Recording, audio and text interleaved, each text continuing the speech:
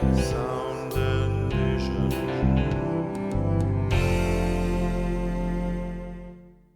Welcome to Chapter 1 of Poe, Volume 3, written by Edgar Allan Poe, narrated by Jason William Bayless. Links to where you can purchase the full audiobook narrated by Jason William Bayless on your preferred platforms are in the description below. Don't forget to like and subscribe if you appreciate this kind of content. The Imp of the Perverse.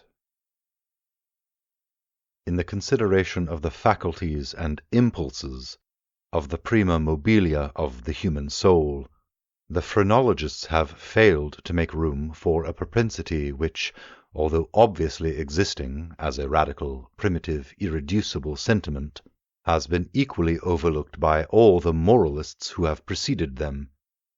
In the pure arrogance of the reason, we have all overlooked it. We have suffered its existence to escape our senses solely through want of belief, of faith, whether it be faith in revelation or faith in the Kabbalah. The idea of it has never occurred to us, simply because of its supererogation. We saw no need of the impulse for the propensity. We could not perceive its necessity. We could not understand, that is to say, we could not have understood, had the notion of this primum mobile ever obtruded itself. We could not have understood in what manner it might be made to further the objects of humanity, either temporal or eternal. It cannot be denied that phrenology, and, in great measure, all metaphysicianism, have been concocted a priori. The intellectual or logical man, rather than the understanding or observant man, set himself to imagine designs, to dictate purposes to God. Having thus fathomed to his satisfaction the intentions of Jehovah, out of these intentions he built his innumerable systems of mind. In the matter of phrenology, for example, we first determined, naturally enough, that it was the design of the deity that man should eat. We then assigned to man an organ of alimentiveness, and this organ is the scourge with which the deity compels man, will I, nil I, into eating. Secondly, having settled it to be God's will that man should continue his species, we discovered an organ of amativeness forthwith. And so with combativeness, with ideality, with causality, with constructiveness. So, in short, with every organ, whether representing a propensity, a moral sentiment, or a faculty of the pure intellect. And in these arrangements of the principia of human action, the Spurzheimites, whether right or wrong, in part or upon the whole, have but followed in principle the footsteps of their predecessors, deducing and establishing everything from the preconceived destiny of man and upon the ground of the objects of his Creator. It would have been wiser, it would have been safer, to classify, if classify we must, upon the basis of what man usually or occasionally did, and was always occasionally doing, rather than upon the basis of what we took it for granted the deity intended him to do. If we cannot comprehend God in his visible works, how then in his inconceivable thoughts that call the works into being? If we cannot understand him in his objective creatures, how then in his substantive moods and phases of creation?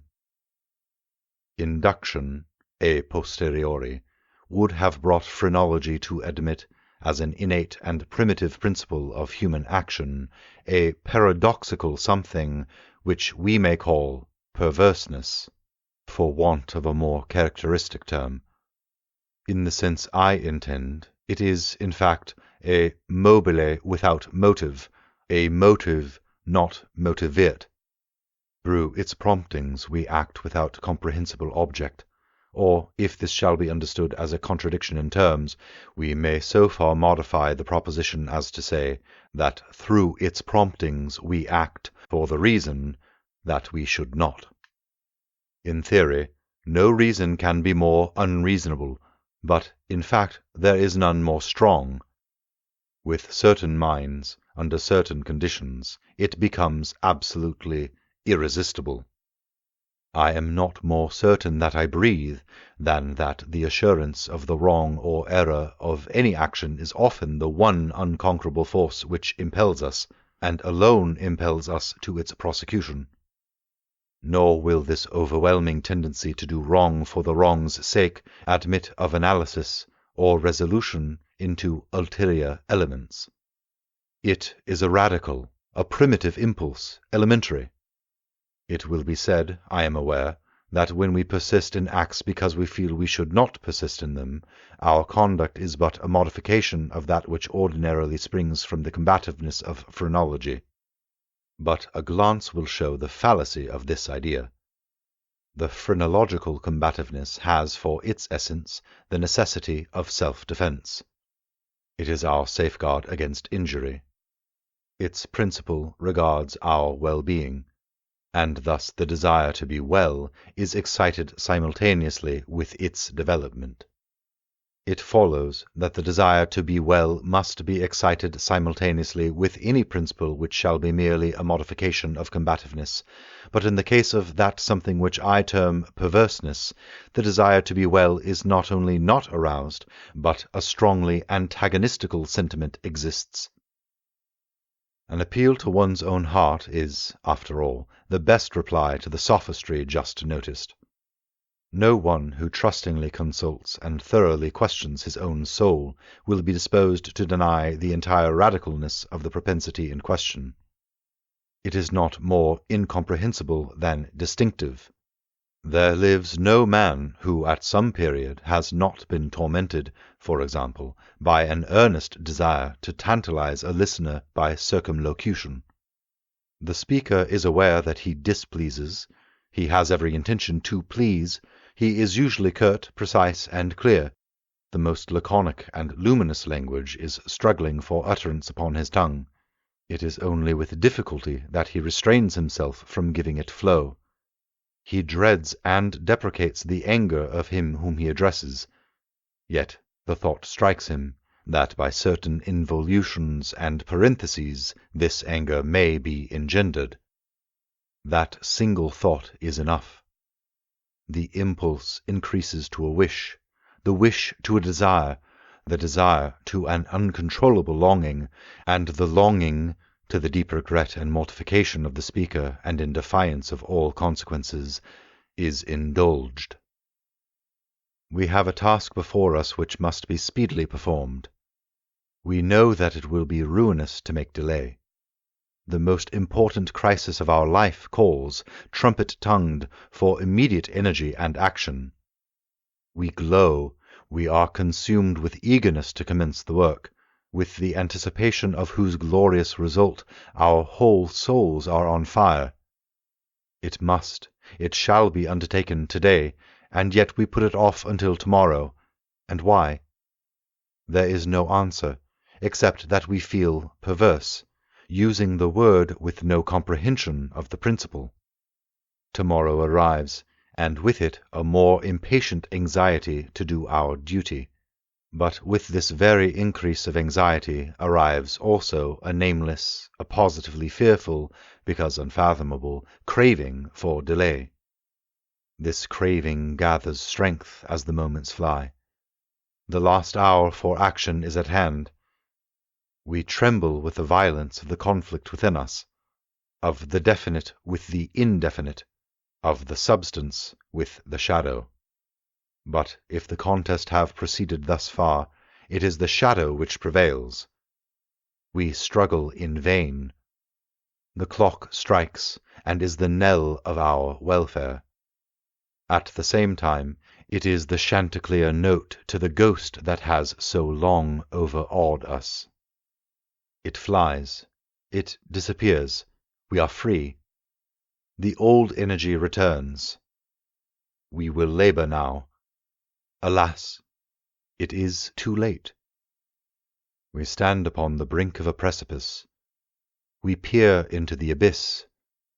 We grow sick and dizzy. Our first impulse is to shrink from the danger.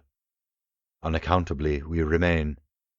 By slow degrees our sickness and dizziness and horror become merged in a cloud of unnameable feeling.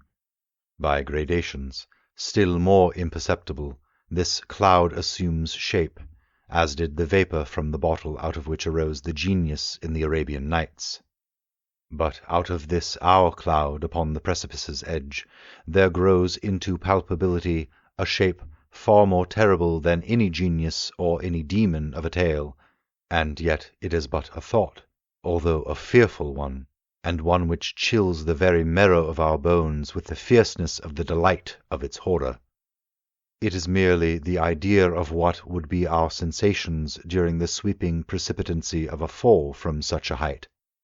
And this fall, this rushing annihilation, for the very reason that it involves that one most ghastly and loathsome of all the most ghastly and loathsome images of death and suffering which have ever presented themselves to our imagination, for this very cause do we now the most vividly desire it. And because our reason violently deters us from the brink, therefore do we the most impetuously approach it. There is no passion in nature so demoniacally impatient as that of him who, shuddering upon the edge of a precipice, thus meditates a plunge.